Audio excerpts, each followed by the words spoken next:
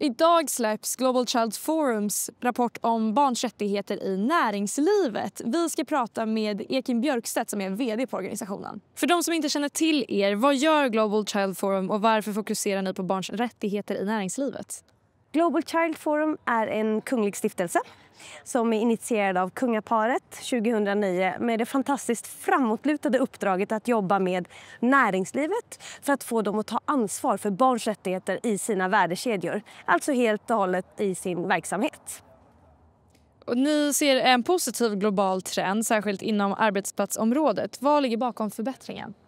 Ja, men när vi jobbar med näringslivet så har vi en hel del insikter, kunskap och data. Och ett område som vi har jobbat över ett decennium med, det är State of Children's Rights and Business Benchmark som vi gör tillsammans med Boston Consulting Group sedan 2014. Och i år så lanserar vi det här resultatet och ser en ganska anmärkningsvärt intressant positiv förändring. Och det trots att vi ser oroligheter i världen, kriser, klimatförändringar, krig, så ser vi att företag faktiskt har tagit ett steg längre. Ni lyfter fram att 90% av företagen nu har en policy mot barnarbete, men att konkreta åtgärder fortfarande varierar. Hur ska man ta steget mot verklig påverkan? Det som vi tycker är väldigt häftigt att se, det är att 90% av de bolagen som vi kartlägger i den här benchmarken som är 1806 bolag faktiskt ändå har en policy mot barnarbete. Och det här är första steget där man börjar identifiera vilka risker finns, vilka åtgärder behöver vi ta och hur ska vi rapportera på det som faktiskt funkar och det som är svårare att adressera. Så jag skulle säga, för att komma längre i den frågan så behöver man gå från ord till handling. Så man går ifrån ritbordet där man har sin policy, man har gjort sin hemläxa, att man har sett riskerna, men sen börjar man faktiskt jobba för att adressera den här frågan. Och det gör man väldigt väl tillsammans i större koalitioner med andra aktörer, både med civilsamhället men också med andra näringslivsaktörer. Och det ser vi på Global Child Forum, att när vi samlar flera företag som har liknande utmaningar så har vi en fantastisk möjlighet att faktiskt verkligen hitta lösningar på de här utmaningarna som flera av dem upplever samtidigt. Norden och tekniksektorn ligger ju i topp med bolag som Telia och Tele2 i år. Vad gör de rätt? Ja, men det här är ju verkligen kittlande. För att först och främst så behöver man ju, som vi pratade om, se vad det är för risker man har.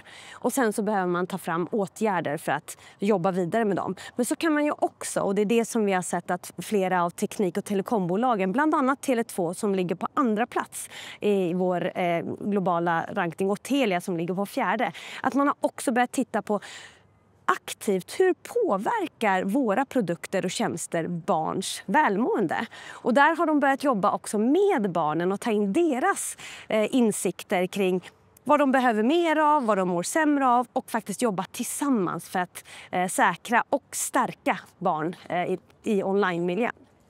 Och å andra sidan då, samtidigt har företag som Spotify och Jysk förbättringspotential. Vilka är de vanligaste bristerna som ni ser hos företag som vill väl men kanske inte når hela vägen?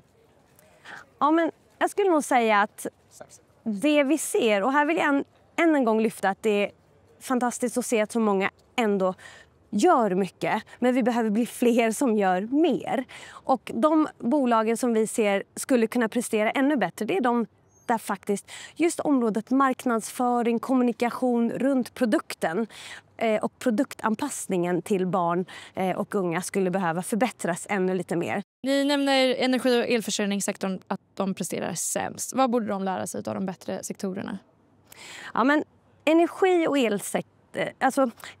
och elförsörjningssektorn är ju den sektorn som i många fall också påverkar klimatet och samhället som de opererar i. Och det här är ju ett av de områdena som faktiskt barn och unga känner oerhört stor oro inför. Hur klimatförändringarna påverkar deras framtid. Och här skulle det vara fantastiskt att se att den sektorn faktiskt tog större ansvar för att verkligen lyssna in barnen och ta ansvar hur de faktiskt påverkar barns liv framöver i sin verksamhet. Trenden i affärsvärlden just nu går ju ganska mycket åt anti-woke. Är det något som ni ser på något sätt kan påverka arbetet med barns rättigheter, tror du? Så det finns så mycket kvar att göra. Vi ser en liten riktning åt rätt håll just nu i vår kartläggning.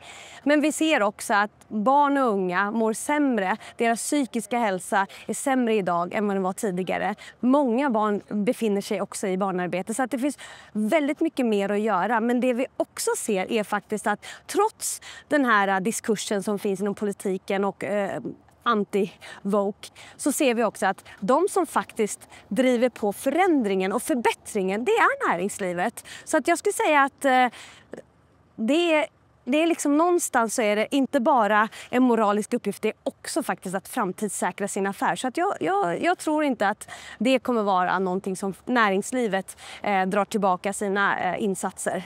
Och slutligen, om vi ser framåt till 2030, hur vill ni att företagens roll i barns rättigheter ska ha förändrats?